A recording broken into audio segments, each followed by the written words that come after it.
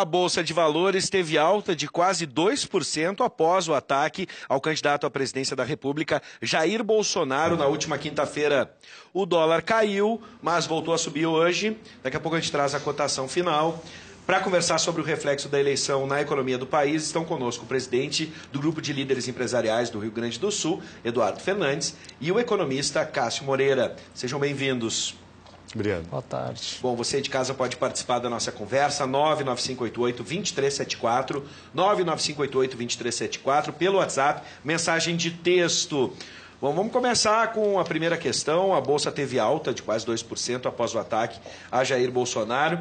Essas oscilações no mercado devem permanecer enquanto o cenário eleitoral estiver indefinido, e aquilo que a gente sempre comenta, de certa forma, informalmente, do que o mercado quer, o que o mercado aprova, que tipo de interpretação a gente pode fazer a partir desse ataque. Começo com o Cássio, depois Eduardo. Bom, em primeiro lugar, boa noite. Tá? Eu queria também dar os parabéns ao programa, porque é raro ter programas na televisão brasileira que traga duas visões diferentes. E o teu programa é um dos poucos, pelo menos, que eu vejo na televisão que faz isso, tá? Bom, só uma correção, eu quero ser justo, o nosso programa. Os convidados fazem parte, nos ajudam a fazer o programa, assim como tem uma equipe incrível que trabalha aqui junto à Ubra TV para que o programa chegue em casa. Então, tomo o elogio e compartilho com todos, incluindo vocês também. E respondendo a tua pergunta, pelo menos do meu ponto de vista, né, é natural as oscilações do mercado.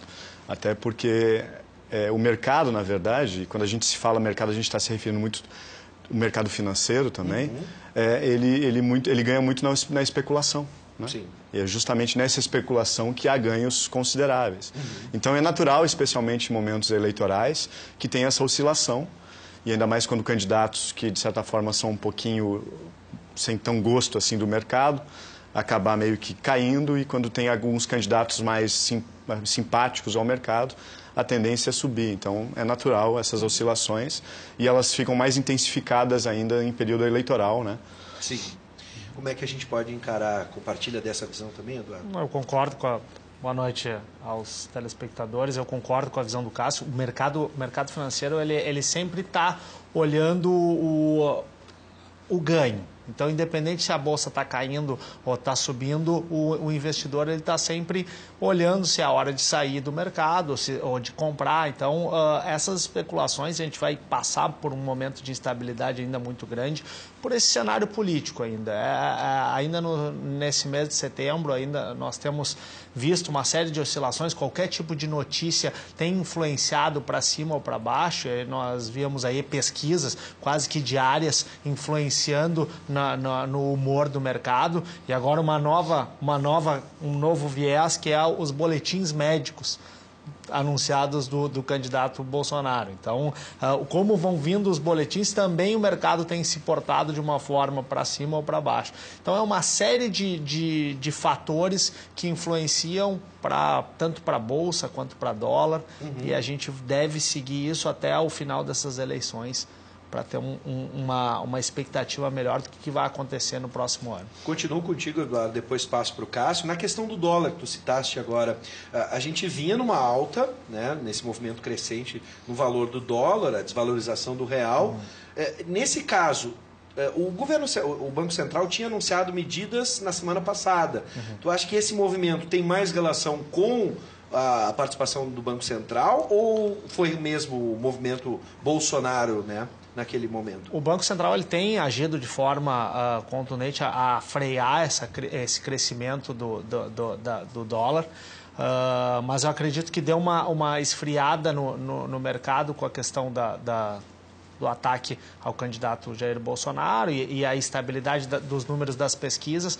Isso deixa o mercado um pouco mais confortável, vamos dizer assim. Então, a gente não deve ter uma baixa muito forte na questão do dólar, deve ficar ainda oscilando acima dos R$4, mas a gente também não deve estar vendo aquele viés de alta que, se a gente acompanhar, ele subiu de 13,80 para 4,20 em menos de um mês, né? Então, eu não acredito que a gente vai ter uma oscilação, a não ser que a gente tenha uma notícia muito grave, diferente desse cenário do que está se vendo hoje. Guilherme, se puder confirmar para mim, estava em 4,10 nesse último movimento da tarde. né, puder confirmar, o valor tinha ficado em 4,10. A gente já confirma. Cássio, nessa questão do dólar... É importante explicar para o nosso telespectador de casa, né? Bom, a questão do câmbio, e o câmbio é um câmbio flutuante, por vezes com intervenção do governo, ele tem uma relação um pouco... ele vai ser influenciado por fatores externos e fatores internos, né? Fatores externos, muitas coisas que acontecem nos Estados Unidos, especialmente, fatores internos, especialmente nesse período eleitoral. Só que, às vezes, dá a impressão que o real desvalorizado frente ao dólar é ruim, ou é bom. Na verdade, tem coisas boas e tem coisas ruins. Por exemplo, um câmbio mais desvalorizado, ele vai ser bom para as exportações do país, vai ser bom no sentido de atrair turismo, porque vai ficar mais barato para o turista vir para cá. Vai ser bom para gerar emprego, especialmente ligado à questão das exportações, enfim. E um câmbio valorizado vai favorecer as importações, especialmente, né, de manufaturas, enfim. Vai favorecer também a classe média alta, a classe alta que vai fazer turismo no exterior, porque fica mais barato, ir para a Europa, ir para Miami, etc. Mas também vai favorecer o envio de lucro das empresas multinacionais para o exterior, porque acaba ficando mais equiparado e isso favorece. Então a gente tem que ter cuidado, porque muitas vezes dá a impressão que o câmbio desvalorizado é ruim, e não, ele é ruim e ele é bom. Sim. Tem que ver ruim para quem e bom para quem, né? Então isso eu acho que é uma coisa importante. Outra coisa, a gente vai perceber que geralmente quando a bolsa sobe, há uma tendência de valorização do câmbio. Por quê? Porque quando a bolsa sobe, a tendência é entrar mais capital no país, justamente às vezes até para entrar na bolsa, e a entrada de dólar faz com que o real se valorize frente ao dólar. E quando a bolsa cai, o movimento é inverso.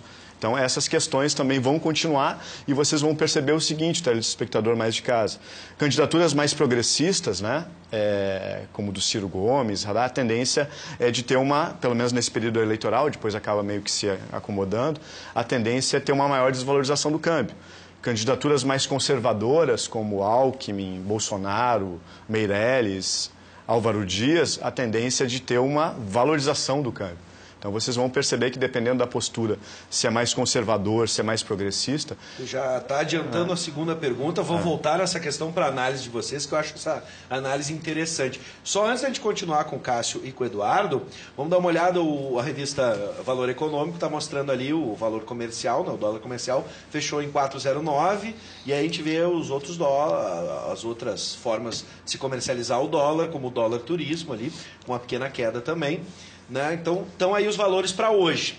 Agora, vamos voltar nessa análise que eu achei interessante. Né? Alguns citam que os mercados se dizem apolíticos. São de fato ou estão sempre atentos ao movimento do jogo xadrez da política? E aí é que nós vamos ter, né, as diferentes interpretações, acho eu. Veremos agora. Por exemplo, em um determinado momento da campanha, eu observei um ataque a essas candidaturas, e tu disseste, Cássio, e começo contigo e depois passo para o Eduardo. Por exemplo, a gente vê um movimento do PSDB atacando Bolsonaro, né, com Alckmin atacando Bolsonaro. E aí fica aquela questão, né, são liberais conservadores, que tipo de liberais são esses, ou neoliberais? Essa campanha está alinhada de tantas classificações que a gente tem hoje, direita, né, conservadora, liberal, a gente via esse movimento, tá? E aí, em um determinado momento, se imaginava que o mercado pudesse não querer Jair Bolsonaro. Até porque sempre se recusou em falar especificamente do mercado, dizendo que tinha pessoas preparadas para falar por ele, a respeito do mercado, que não era o foco dele.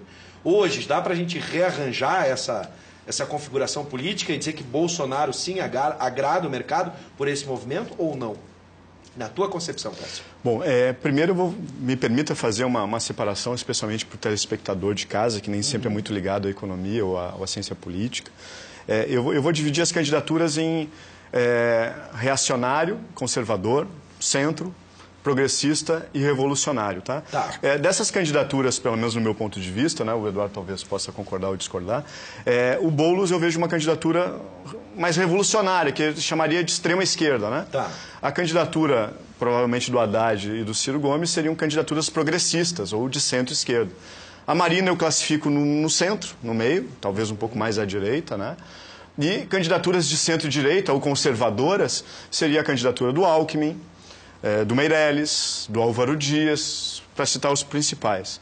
E reacionário, que seria a extrema-direita, a candidatura do Bolsonaro. Então, essa é a classificação que o pessoal gosta muito de falar de esquerda, direita, mas tem várias esquerdas, tem várias direitas, enfim, né? Eu me considero um cara de centro-esquerda e eu sou capitalista. Né? Eu acho que o capitalismo entre os sistemas vigentes é o melhor. A única diferença que aí talvez vá a diferença é a questão do meu entendimento da participação do Estado da economia, né? Como um keynesiano, enfim. Sim. Bom, aí tem a questão do Bolsonaro. Se tu pegares o discurso do Bolsonaro antigo, uma das minhas especialidades é a análise de discurso, tu vai ver que o Bolsonaro votou no Lula, votou no Ciro, disse que votaria no Ciro, fez vários elogios ao Chaves, e isso fazia com que o mercado ficasse um pouco receoso, né? Só que com o Bolsonaro, talvez por estratégia ou não, enfim, ele acabou meio que trazendo um economista ultraliberal, que é o Paulo Guedes, e aí o mercado adorou, porque, de certa forma, todo esse discurso mais neoliberal acaba agradando muito os interesses do capital estrangeiro e principalmente do capital rentista, que é, de certa forma, o que domina no mundo hoje. Então, por isso que acabou tendo essa travessia. Se tu pegar vídeos e botar aí no Google Bolsonaro, Chaves, tu vai ver Bolsonaro fazendo elogios ao Chaves, né? Com uma visão até mais estatista da economia. Sim. E hoje um discurso completamente liberal, agradando o mercado, e o mercado, como vê que a candidatura do Alckmin acaba não engrenando, Sim. e há uma disputa dentro desse campo, né? Provavelmente pode ser uma disputa para o segundo turno entre Ciro e Haddad, e do outro lado entre Alckmin e Bolsonaro, e talvez a Marina disputando ali. Então, por isso que a candidatura do Alckmin começa a bater, mesmo que esteja um pouco perto do centro-direita, extrema-direita, e ambos com um discurso mais liberal. A candidatura do Alckmin começou a bater, pelo menos antes do atentado, né? Porque, de certa forma, o Bolsonaro acabou tirando votos do Alckmin. E aí, para recuperar, ele é o adversário no primeiro turno. Embora eu digo para vocês, mesmo que há ataques ao Bolsonaro e tal, se um dos dois for para o segundo turno, o outro provavelmente vai apoiar, né? Sim. Tu acha que essa reconfiguração dele, nesse momento, foi anterior ao que aconteceu, né, ao atentado agora? Essa reconfiguração de, por exemplo, ele se aproximar da direita? Não, mercado, e isso já está sendo uma coisa antes, muito antes do atentado, né? Claro. A partir do momento que a candidatura dele começa a ser posta, o nome dele começa a ser ventilado e ele tem uma legião de seguidores, etc., acaba meio que esse discurso veio com muita força. Um detalhe que eu vou incluir também na fala agora com o Eduardo é a questão da mudança da chapa do PT, né? Isso também é importante a gente falar. As pesquisas são completamente diferentes com a presença do ex-presidente e agora com a candidatura de Haddad. Bom, e nessa avaliação o mercado sempre já não olhou como Lula como candidato, como possível candidato. Isso foi sempre claro que não haveria a possibilidade do Lula vir a ser o candidato pelo PT. Então isso já iria acontecer. As pesquisas que mostravam ele à frente, esse impacto no mercado não se refletia. O que eu vejo hoje, o mercado em si, a classe empresarial, ela olhava dois nomes importantes, Alckmin e Meirelles, como se fossem os nomes principais. Mas com a chegada do Bolsonaro e trazendo o Paulo Guedes, que é um economista que tem exatamente o viés daquilo que o mercado quer ouvir, aquela diminuição do tamanho do Estado, a melhoria da eficiência das ações e coisa, o Bolsonaro ele acabou ganhando uma credibilidade também do mercado. O que eu acho que impacta mais nessa questão de ele estar à frente das pesquisas é a questão que ele se apoderou da questão da segurança. Esse é o fator fundamental. Hoje a sociedade ela busca por segurança. Então, esse fator, qualquer um dos candidatos que queira se posicionar na questão de segurança não vai conseguir, porque esse foi um apoderamento. Ele trouxe essa linha e hoje ele consegue entrar em qualquer uma das classes sociais com esse discurso e essa frente de mudança. Então, a sociedade já está um pouco, já está aterrorizada com esse dia a dia. Então, o Bolsonaro, eu vejo muito mais a questão na segurança do que na questão do mercado. E aí, essa questão do Alckmin tentando usar um pouco da força, batendo no Bolsonaro, já deve ter uma mudança. A partir dessa semana a gente já deve ver uma mudança dos conflitos e da forma como que essas candidaturas vão se colocar por causa do atentado. Então, é uma eleição muito diferente, muito dinâmica, O mercado, por isso, também reflete com essas instabilidades muito fortes, porque a gente tem 30 dias aí, é muito rápido, pouca captação de recursos, então os candidatos têm que fazer redes sociais, e aí acaba se acontecendo fake news e essas coisas. Então é uma eleição muito diferente. Por isso, acredito ainda que vai ter uma instabilidade muito grande do mercado e eu vejo, na nossa avaliação, o que tem sido feito é que o Bolsonaro já é um candidato do segundo turno. Sim. Aí a gente vai ter uma avaliação de quem deve chegar, ou Ciro, ou Haddad, ou até mesmo alguma chance do Marina e Alckmin entrarem. Mas a gente vê mais forte ao centro-esquerda. Deixa eu ver com a participação aqui, vamos botar na tela, 99588-2374, para você participar do programa. Né? A gente tem a participação, ele fala o seguinte: boa tarde, sou fã do programa, show, já ganhei prêmios, isso aí, se não participar não ganha, tá fazendo muito bem. O Paulo de Canoas, seja bem-vindo, Paulo. Mas fala um pouco do Bolsonaro, já que falaram do Lula. Vamos falar, e a gente está falando, né? Quer dizer que se o Bolsonaro morrer vai ser melhor para a economia? Ele acredita que Bolsonaro vai ganhar no primeiro turno. Bom, a gente já deu essa análise, né, Paulo, sobre a economia, né, como é que o mercado, na interpretação de cada um dos especialistas e convidados aqui, né, e incluímos a questão da segurança pública, que eu acho que também é muito importante nessa campanha. Gostaria de saber se há uma previsão de taxa Selic e inflação. O Diego de Charqueadas, como é que vocês acham que termina o ano? Eu acho que isso está muito ligado à questão, pelo menos, não digo a taxa Selic, mas a questão da inflação pode estar ligada ao eleito, que a gente vai ter esse ano, né? O ano não acabou, vai até dezembro. Vocês acham que alguma mudança pode acontecer? Por favor, Cássio. Primeiro, eu acho, de certa forma, só resgatando um pouquinho o assunto anterior, é um pouco paradoxal que um candidato que se apresenta como nacionalista, que é o Bolsonaro, não fala no seu discurso o Projeto Nacional de Desenvolvimento, né?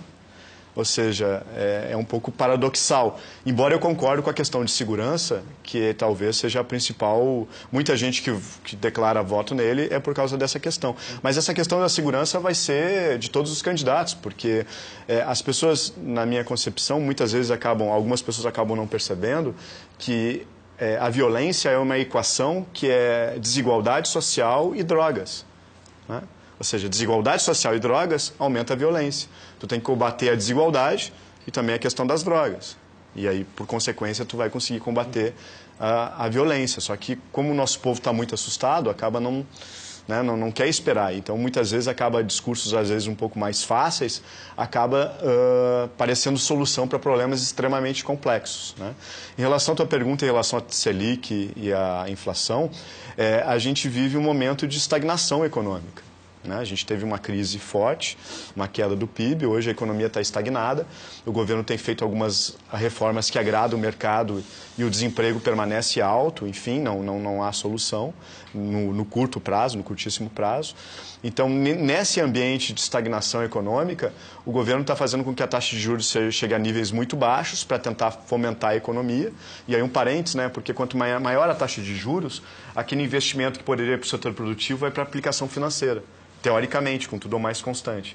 E quando a taxa de juros cai, há uma facilidade daquele dinheiro sair do mercado financeiro e ir para a produção. Então, por isso que tem essa relação entre taxa de juros e investimento produtivo. E se, por consequência, a economia não cresce, ou seja, a demanda está estagnada, por consequência, também é mais fácil de tu controlar a inflação, tendo pouco consumo, pouco demanda, né? Sim. Então, por isso que eu acredito que, independente do candidato, há essa tendência da inflação ainda permanecer nesses níveis. Pelo menos para esse ano. Para esse ano, sim, né? Claro. Eu digo até para o próximo ano, porque hoje a gente tem uma maturidade que qualquer candidato, pelo menos dos principais que estão postos aí, tenha consciência que o controle da inflação é algo importante. Só que alguns, infelizmente, na minha opinião, só dão importância para a questão da combate da inflação e não do crescimento e, principalmente, que daqui a pouco a gente fala, sobre desenvolvimento econômico. Então, tem que se preocupar com a inflação, mas tem que se preocupar com o pleno emprego também, né? Bom, vamos entrar nessa questão, quero ver se dá tempo, por isso vou acelerar com o Eduardo, porque tem uma questão interessante sobre desenvolvimento econômico. E aí, Eduardo, o que tu acredita para esse final de ano? Eu acredito também, o que o Cássio falou, a gente não tem demanda para aumentar a inflação. A economia está muito parada, o governo tentou, baixou a taxa de juros para colocar esse capital na produção, mas mesmo que as empresas... Primeiro, elas já não vão investir nesse momento por ser um momento de instabilidade, mesmo com o capital a custo baixo.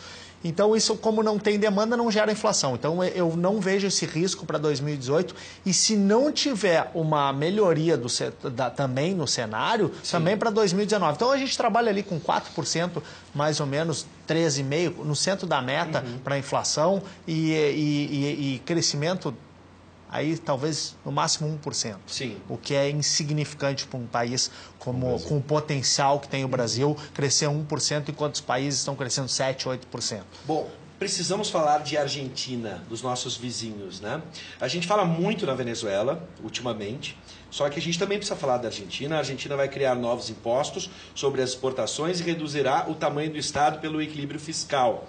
O país vizinho enfrenta uma forte crise econômica, ao mesmo tempo em que renegocia as condições de um programa de ajuda de 50 bilhões de dólares com o Fundo Monetário Internacional, o famoso FMI. A situação do Brasil pode chegar no patamar da Argentina ou eles estão tomando as medidas corretas para sair da crise? A gente falava em desenvolvimento econômico, vamos falar sobre modelos. A gente tem um exemplo aqui do lado. Na tua concepção, Cássio, e depois Eduardo.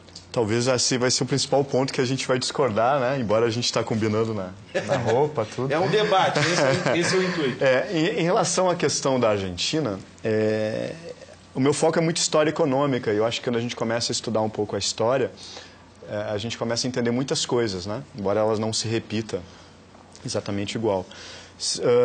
A Argentina já implementou uma política mais neoliberal de redução do Estado com o governo Menem, que foi um desastre para a Argentina. Né? A Argentina praticamente quebrou. O Brasil quase quebrou com o Fernando Henrique, só não quebrou porque em janeiro de 99 o câmbio passou para flutuante. E a Argentina, como fez por lei, não conseguiu mexer no câmbio e quebraram. E, de certa forma, o governo agora da Argentina está fazendo muito parecido com o governo Macri. Né? Então, eu acho que a Argentina, a tendência dela, e aí a gente pode ver no futuro se o que eu estou falando vai estar certo ou não, a tendência da Argentina é mergulhar em crise até que mude essa política econômica, na minha opinião. Porque as pessoas confundem muitas vezes Estado mínimo com empreendedorismo. Por exemplo, tu pode ter um Estado forte na economia, que ajude a iniciativa privada, que gere empreendedorismo. A gente tem uma massa de brasileiros empreendedores fantásticas, né? Alguns candidatos falam muito da questão do pequeno e médio empresário, que é o grande gerador de emprego desse país. Só que o Estado ele tem que ser forte, tem que participar da economia. Só que de participar de forma mais eficiente, que aí é outra confusão também, que muitas vezes tu prega ineficiência, porque tu acredita que o Estado tu prega Estado mínimo porque o Estado vai ser ineficiente, e não necessariamente. Se tu for estudar todo o processo de industrialização da Inglaterra, até ela começar a defender o discurso mais liberal, tu vai ver que teve forte participação do Estado, né? Depois que foi feita a Revolução Industrial, que a Inglaterra se tornou potência hegemônica como se tornou, aí que ela vai começar a defender o liberalismo. Um livro que eu indico é um livro chamado Chutando a Escada, que mostra como alguns países que depois chegam a um determinado grau de desenvolvimento, de crescimento, acabam meio que incentivando que outros países façam isso. Depois eu queria fazer uma parte, se não tiver outra pergunta, da importância da gente falar a diferença entre crescimento econômico e desenvolvimento, mas daqui a pouco... Eduardo, vamos ver se dá tempo. Não, eu discordo do Cássio na questão que ele fala do governo Fernando Henrique, e aí eu já coloco desde o governo Itamar Franco. Para quem não lembra, nós vivíamos dias de 80%, 90% de inflação ao mês. Com a estabilidade da moeda, nós chegamos a uma inflação quase que a zero. A gente tem uma retomada da percepção econômica, uma retomada das empresas, começando a poder, a sociedade em si, podendo consumir de uma forma mais clara. Outro processo importante, e aí a gente fala da eficiência do Estado, e aí eu não gosto muito mais desse debate de Estado mínimo e Estado máximo. Acho que Estado é eficiente. E a questão também é o Estado ele tem sido muito ineficiente. E aí um processo de privatização que se coloca, é muito exemplar, é o processo das telecomunicações. Me lembro que nós tínhamos, para se compravam linhas telefônicas, se tinham ações das companhias de telefone. Hoje, se tu quiser, tu pode migrar para qualquer linha, tu tem a possibilidade de escolher, apesar dos sinais não serem muito bons, mas mesmo assim hoje se tem custos muito, concorrência, se quebrou monopólios. Então a gente vê uma melhoria no processo, e aí o que a Argentina tem feito de tentar colocar isso, de privatizar, de deixar o Estado não tão inchado. Hoje a gente tem um custo enorme. Estado não gera nada de crescimento. Estado não gera renda. Estado não gera desenvolvimento. Quem gera renda, quem gera emprego, isso é quem empreende. Quem gera imposto é quem empreende. Não pode ser empresa. O Estado tem que ter a função básica de segurança, pode ter uma função de saúde e de educação. O Estado não tem que ter companhia de carvão. O Estado não tem que ter companhia de saneamento. O Estado não tem que ter... Tem uma série de coisas que o Estado não tem que prover. E aí, nessa situação que a gente chegou, gráfica, ele expandiu muito seus tentáculos e acabou que não consegue dar os serviços básicos. E aí a gente chega numa situação, numa eleição, onde um candidato se apodera da segurança, porque o Estado ficou ineficiente. Ele se colocou em uma série de ações. Sim. Então, a grande questão é: precisamos fomentar o crescimento através da livre iniciativa. Bom, vamos fazer o seguinte, eu acho que esse tema vai ficar para uma outra discussão. Vou convidar os dois, Eduardo, sempre atende o nosso convite. Cássio, que já é a segunda vez que participa, fica aqui o convite, para a gente falar dessa relação crescimento versus ou igual desenvolvimento econômico. Eu acho um tema bastante interessante. É possível se ter desenvolvimento sem crescimento? As coisas são separadas? Enfim, fica essa discussão para uma outra oportunidade. E mais uma vez agradeço a presença dos dois. Sejam sempre bem-vindos. Eu que agradeço. Até o nosso próximo encontro. Obrigado pela audiência. E obrigado pelos elogios dos amigos aqui, que são sempre bem-vindos.